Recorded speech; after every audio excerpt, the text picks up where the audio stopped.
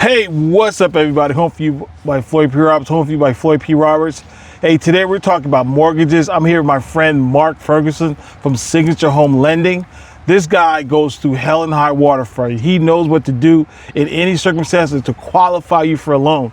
I know him personally because he's helped me out many, many times. Whatever you need done, Mark Ferguson is the man to call. Hey, Mark. Good to see you, man. You too, Floyd. It's great being back in front of the camera with you again, right? Exactly. So today we're talking about loans, right? What's pre-qual? What is the qualifications to get you into homes, home lending, all those other things we're going to be talking about. So, Mark, just explain to me, we're talking about pre-qual and also pre-approval. What's the difference, if there are any, and how can we go about getting approval? Yeah, so your pre-approval is really probably the most important step in starting the process. Right? Yes.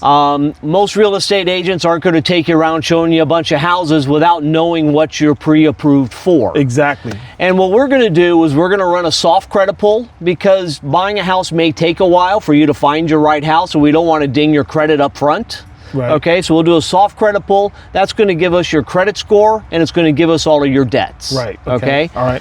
Now, based off of how much money you make, then that's going to give us a max amount that you qualify for. So once that's processed, I'll give you a letter, give Floyd a letter for an amount. Let's just say it's $350,000, $400,000. Right. That's your max number that you can purchase a house for. Right. Okay. That's the pre-approval process, and then the actual pre-qualification is the letter that we give you. Right. So that's when we could go shopping, right? When we get that pre-approval, right? Correct. Exactly. Right. The pre-approval lets you go out and actually put offers in on a house, right, and get one accepted. Right.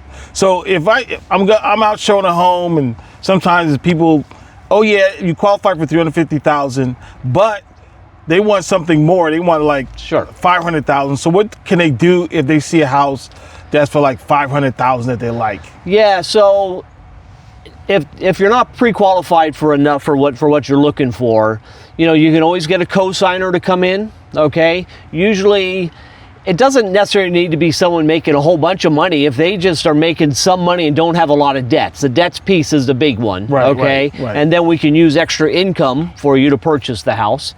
Also, a big piece is debts. Right. So if you have a bunch of credit cards, you got big car payments, those types of things, if there's a way that we can offload those, okay, right. Yeah. Pay off the credit cards, sell the car, get someone else to purchase the car, right, ways to get it off of your credit report, then that's also going to increase your buying power. Yeah. And those are things that we'll always work on, right? Right. So a lot of times people come in to get pre-approved, and we got to put them through the steps of getting to where they want to be. So they may be at 350 and want to get to 450. All right, here are the steps you have to do to get there. Right. So it's rare that people come into the office and are pre-approved for what they want right off the bat. So a lot of the beginning is just getting you ready for where you want to be. Right. There you go. That's good, man. That's good. So, for example, we get in a house and they do. So what's the next step that they want to know? What's the down payment? Sure. So they pre-qualify, they get approved and everything. We sign the contract. Yep. Then we get in. And now we're in escrow. Exactly. So now let's get into the game. What is a down payment? Where does that come in? Yeah, so that's something we'll certainly talk about when we sit down and do a pre-approval process. We'll go over the whole loan process with you. Right. It's very important to Floyd and for myself that for this huge purchase in your life, that you're comfortable with it, you understand the process, and we love questions. More questions, the better. Right. But your down payment is one piece of the money needed to spend to get into a house. Right. So you can come in with a down payment, 3.5% of the purchase price. Then you've got your closing costs, which are a title company, escrow company, lender, appraiser, and notary. Right. The people on your side helping you on the back end.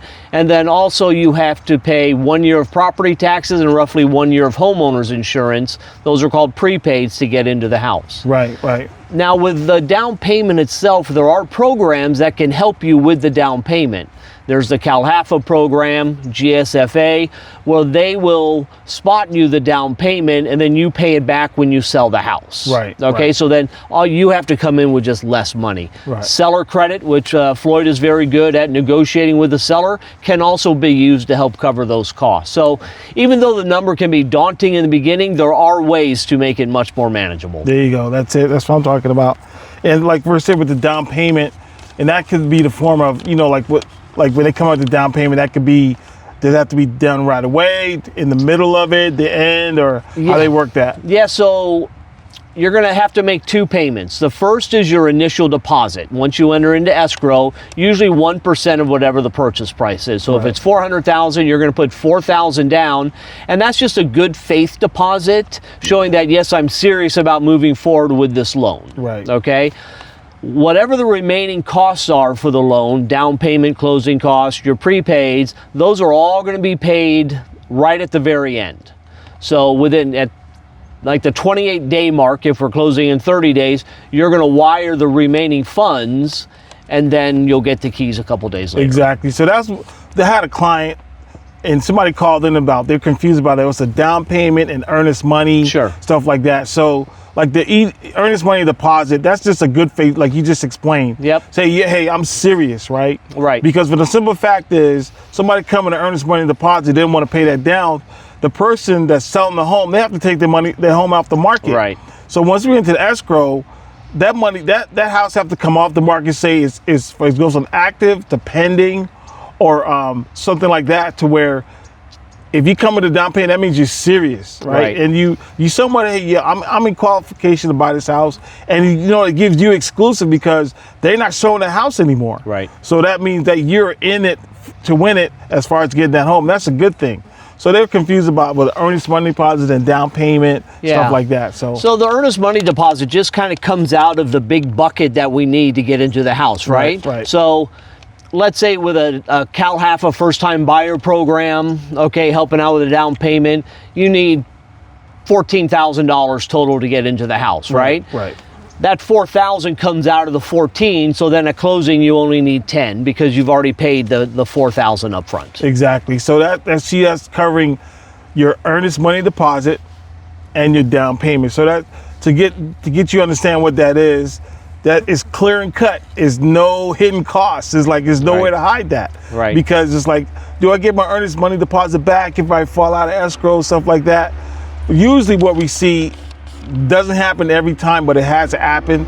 If the escrow doesn't close it, say, for example, the seller have to back out or the buyer have to back out, depending on what the classification is, that money goes right back to you. You get that money back within 25 to 30 days. It's very rare. Once there's something called contingencies, which we can get into another time. Once contingencies are released, then you may not get your deposit back. But let's say the appraisal comes back with more repairs, or the home inspection comes up with things that you're just not comfortable with, and you want to back out after a week or 10 days, then yes, you would get your initial deposit back. Right, yeah. So it just depends on what contingencies and circumstances going to be. Because sometimes people get sick.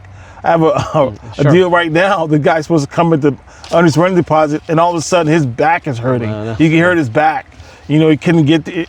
He couldn't go to the bank to get the money because he's in the hospital. So we had some, we're waiting on him, but he had to wire the money in.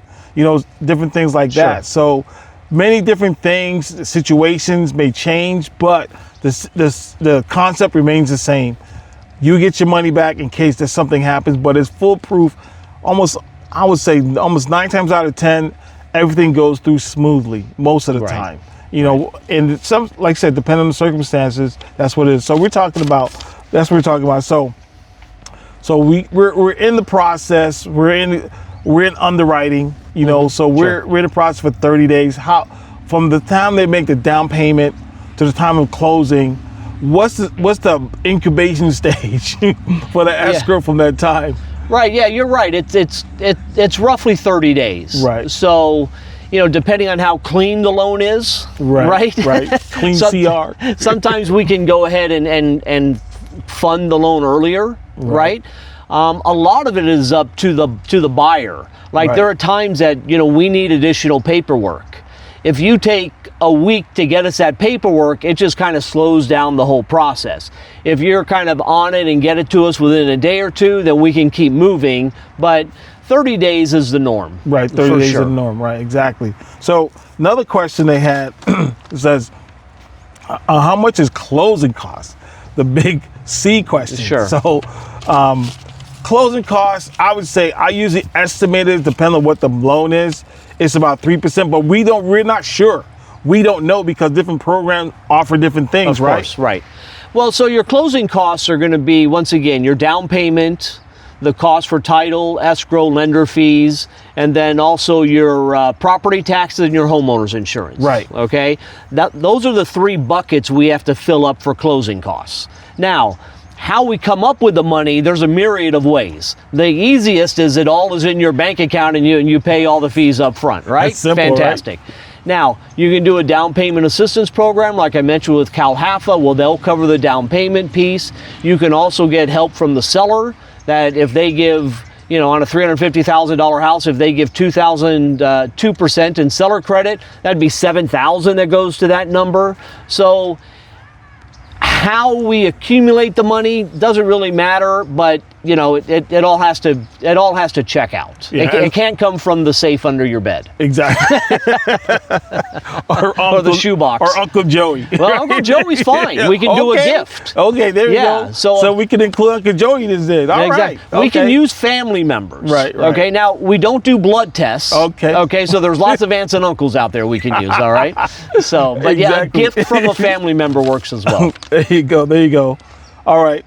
Now, to get into the nitty gritty of this thing here and I know this is like in the beginning, you'll figure all this stuff out, but as far as interest concerned on the loan, all right? So I'm in there and I want to know what is my monthly is going to be? Sure.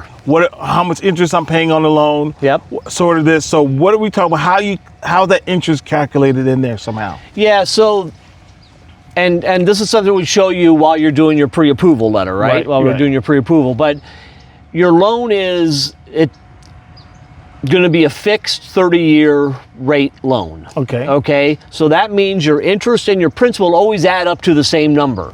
Now, your first payment, your interest is going to be high because your loan amount is high, and the principal amount that you use the money that's being paid off on the loan is going to be lower. Right. Okay. So just for easy math, let's say they both add up to $2,000. Right. Okay. This one might be $1,700 in interest and $300 in principal. Then year 2, it might be $1,699 and $301. But they still add up to the 2,000 number, and then eventually near the end, it's going to be $1,799 in principal and $201 in interest. So, but they'll always add up to the same money. That's a 30-year fixed loan. It just gets amortized as the loan goes down, the interest goes down, and the principal goes up. So you're paying more interest in the beginning because your loan amount is higher. Exactly, for the term of the loan. Right. Right. For like either 30-year or something like that. Now, how could you shorten that? Because any way you can shorten that? Sure. The number one way is just to pay more. Right. Okay. Right. So any amount that you pay extra on your payment goes directly to the principal. Right. There you go. Okay. Yeah. So your payment doesn't change every month, but your principal does. So you're lowering the years and lowering the amount of interest that's being paid on your loan. Wow. You can do things like make an extra payment a year. You can pay twice a month. Right. So those types of things certainly help pay down the amount. You can always go in and refinance if rates drop and then cut your payment down and start over. If they drop enough, start over on a 15-year. Right. You see people that have 20 years left, they refinance to a 15 and their payment stays about the same and they save 5 years of payments. There you go. So that's perfect. So lots of ways to do it. Exactly. So many different ways. So what is my interest rate? And then the other one is which mortgage are available? Like what kind of mortgage is available? 30-year, 50-year, 10-year? Sure. So 30 years is the most popular. All right. You can do 15 years as well. Obviously FHA conventional. One thing we're starting to see now are ARMs. That's adjustable rate, adjustable rate loans. And what that is you'll lock your rate in for 5 years. Okay, at let's say it's usually going to be lower. So let's say it's in the mid 5s. Right. Okay. And then after 5 years, whatever the current rate is, it'll lock in again for another 5 years. Now, don't get scared about adjustable rate loans, because if rates do drop, you can go ahead and just lock in refinance at a fixed 30-year rate term at any time. Right. They're kind of nice for people that are kind of at the peak end of what they qualify for, or they want that house that's more expensive. Right. Yeah. You can get an ARM with a lower rate, and that'll help bring your debt to income ratio down to qualify for that bigger house. So that, yeah, so that you got the ARM, you have the 30-year conventional, what else is out there? You got the 15-year jumbo. 15-year jumbo loans, FHA loans. I've mentioned CalHFA a few times. That's a down payment assistance, first-time home buyer programs. Right. VA loans. So, there's any number of options for you, really. But like, for example, the CalHFA is probably, that I've seen, that really helps out a lot more people out. It does. Right? Just talk a little about that CalHFA loan. Sure. So CalHFA is going to give you whatever the minimum down payment is. So if we're on a $300,000 house, the down payment's 3.5%. That's $10,500, right? And CalHFA is going to loan that, okay, to you. They're going to put it on the back end of the loan, so that when you sell the house, if you sell, if you sell, or if you do a cash out refi, then they're gonna actually get that money back automatically. Escrow will pay that money back. Right. Okay. But the key is, instead of having to come into that house with, let's say, $25,000, you only got to come into the house with $15,000. Wow. So it's just a way to make it easier for first-time buyers to get into the house. Wow. So that CalHFA, I mean, we a lot of people in the Cal teachers. We've seen some teachers get into that. Sure. Some firefighters get into that. Some police officers. Yeah. I like the CalHFA because you're not coming out of pocket that much. Right. With that down payment initially, right? There are other down payment programs, but what they do is they take that amount that you're borrowing and it gets put into your actual payment. So it gets amortized over 15 years. You may be able to get 5% help, but your payment's increasing. Right. Because you're paying it back immediately instead of at a refinance or at a sale price. Right. And what about the FHA? What are we seeing about FHA right now? So, for example, the guidelines are different from an FHA loan compared to a conventional loan. Sure. Right? So, yeah, FHA is more designed for 700 and below credit scores, okay, and then people with a little bit higher debt ratios. So, your debt to income ratio, which is the new house payment plus the minimum payments on your credit score divided by your income, we can get that up to 57% on an FHA. So it gives you a little bit more buying power. And then your conventional goes up to a 50 debt to income ratio, but it's usually for like 700 and above credit scores. Right, okay. So, and this is one thing that I think a lot of people are not really comprehending or even understand. DTI, debt to income ratio. Sure. Okay, we're gonna talk a little bit more about this. We want to cover this right now, because the debt to income ratio is what your debt is, right? Your income. So let's talk about that a little bit. How it affects what you qualify for, or what you could do after if it's not up there enough to where what is DTI? Yeah, it's probably the most important piece. Yeah. Right. Okay. Exactly, to getting into that house that you want. Whatever your credit score says are your minimum monthly payments, okay? Not how much you actually pay. Some people pay more on their credit card, some people, pay more on their car payments, but whatever the minimum monthly payment is that's required by the bank. We take those, add them all up, plus whatever your new house payment is, right? And it is divided by your income. Yeah, put them in a bundle. Yeah, exactly. So the banks want to be sure that you're not going to be overextended on this house and not be able to make your payments. No matter how nice the house is, the banks really don't want it. Right. Okay? Exactly. They just want you to make the payments. They want the money, right? They want you to make the payments. So if you have too many debts, that's going to definitely affect your buying power. Now, if you have credit cards that you can pay off quickly, that you can pay off while you're in escrow, that's the best. You want to be able to use credit to build your score, but you want to keep them low enough so that you can pay them off if needed to get that house. Yeah. So that's what I see. A lot of people that think they could buy, I want to buy a house, I want to buy a house, I want to buy a house. And then when you run the numbers, and then you see the numbers and like, oh, you mean I got to get rid of my credit card? I can't use my credit cards? Well, yeah. So. You can use your credit cards, that's fine, but let's just keep them at a space where you can pay them off. Right. You don't want to be maxed out on your credit cards and not be able to pay them down if needed to, right? Exactly. You want to use your cards to increase your score, but not so much that you can't pay them off if you get into a house. The biggest thing I see is automobiles, right? Cars. So young Boats. people, young people living in an apartment, maybe living with their parents, Right. they're fine with that $700-800 car payment because their rent's low. They're not paying rent with their parents, and then they come into me and see it, and it's like, hey man, that car payment's too much. You got to get rid of it, and Right. that's hard to do, obviously. Right. But you just gotta, if you're young and just starting off, think about the house before you think about the Dodge Charger. Right. Okay. Exactly. Or the Hellcat. Yeah. Exactly. Exactly. Exactly. So we talk about DTI, which is by far the most important thing, how you qualify for a loan. And the biggest mistake, as Mark was just talking about, is that people get overspent. You get over your head in payments, and then that would affect you. And then sometimes it's really hard to get rid of either a car, Sure. a boat, or that Hellcat, or whatever it is. It's hard. You got to get that down in order to get into a house. Yep. Right. So. Okay, so we're in the life of this loan, Mark, for 30 days. We got the DTI under control. Yep. We know what we're going to spend in interest. Now, are we coming up to the closing of it, right? Okay. So what's important not to do Yeah. Right. Exactly. at the end? Yeah.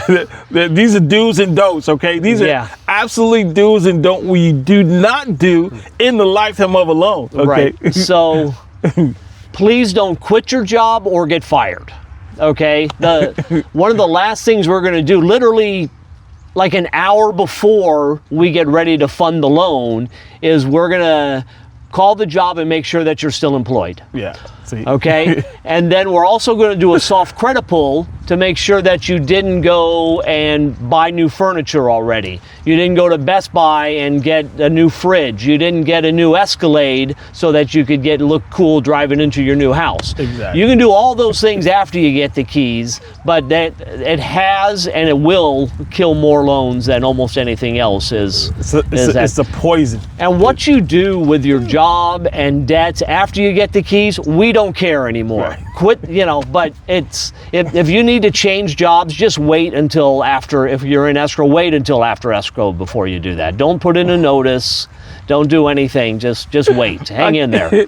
I can't tell you how many people that we see not too many, but it's funny because, and you got to do damage control, right? Don't spend that credit card. Don't rack up, like he said, really. And this is true life experience, right? Refrigerator, put in for their notice, all these other things. It's very important. Right. Due to lifespan, it's just for 30 days, maybe 45, depending on how soon people act. Yeah. Don't do dumb stuff. Just keep it under wraps for like 30 days. Yeah. Don't go to Ashley Furniture and buy the whole house of furniture before escrow closes. Just do all that afterwards, because it's going to negatively affect.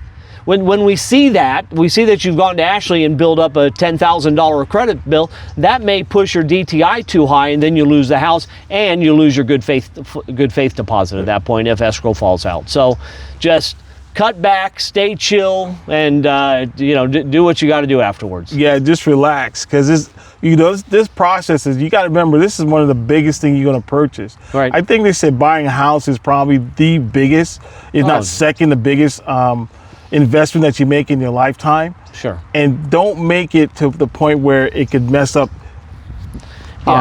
your trajectory into getting to the house and your dream, basically, right? Yep. So it's very important that you do that. So, okay, so we got the DTI, everything good sailing. About 5 days. What happened within 5 days before that loan closed? Maybe 3. We were talking about where you get the documents. Sure. That's important to do that. Yeah, What happens there, Mark, when you You're in there. We were 2 days about to close. You get your earnest money and the down payment. Get that ready. What's the next step? What's going to happen? You send them instructions, Sure. things like that. So this is where we're at. Yeah, so you're going to get an email to e-sign for closing disclosures. Right. Okay. Your closing disclosures are going to be kind of like the last time you're going to see the numbers that you're going to need to come in with, the final loan numbers. Right. Okay. Then once you sign that, we legally have to wait 3 business days, and Saturdays count, Sundays do not, before then you can sit down with a notary and sign your final loan papers. Right. Once you sign your final loan papers, at that point we'll give you wiring instructions and a dollar amount of how much you need to wire in, and then a day after that we'll fund the loan and you'll get your keys. Right. So there it is. That's the lifespan of a loan, guys. And this thing could go as fast as you want. We wanted to go slow, but it can go as fast as you want. Sometimes you can even close in 10 days, 5 days. I've seen the earliest, the most fastest I closed a loan was 10 days. That's the 10 days. So it could happen really fast. Okay, so what you want to think about is before you get into this step, if you have any questions, give Mark Ferguson a call. All right, Mark. If someone want to know more about this, how the loan works, how can I get qualified, how can I just start on a process on a road track and a map to get a house? Because I've seen we have people waiting on the wait list for like 6 months before they actually get into a home, right? Sure. And you monitor their credit, you taking care of their credit, Sure. all these. How can they get in touch with you? Well, they can certainly call you. Yeah. Okay. Yeah, and get in touch with you, social media, give you a phone call, and then we can meet up. They can give myself a call at 661-205-4070, and we can just do a kind of an introductory talk over the phone.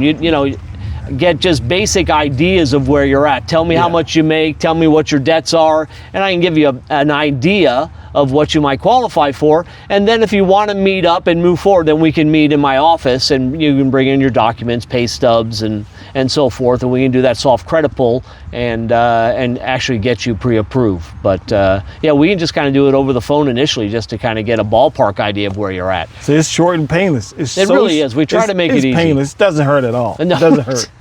So how can I get in touch with you? What's that phone number again? 661-205-4070. All right, good.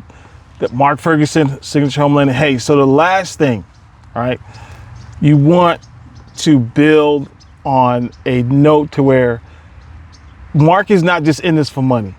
I know that. I'm not in real estate for money. We're in real estate is to help you and basically educate you on the process of buying a home and staying in a home, because he's not going to give you a loan that you can't afford.